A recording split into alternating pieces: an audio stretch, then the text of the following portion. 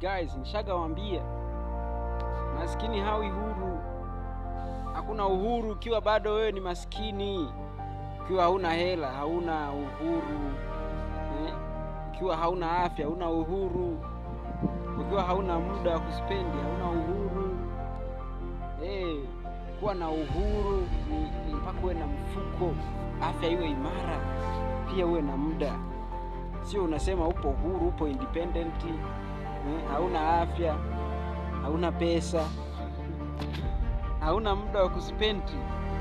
Fikiria ni jinsi gani kila mtu anapambana ili apate muda wa kuspendi akiwa nyumbani na familia yake.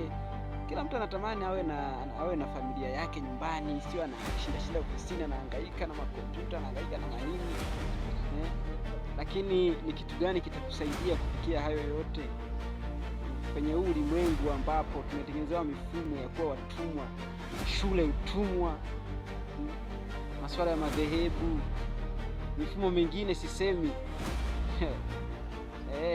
Guys, kuwa huru sio kitu chepesi. Utachukiwa mpaka ukome.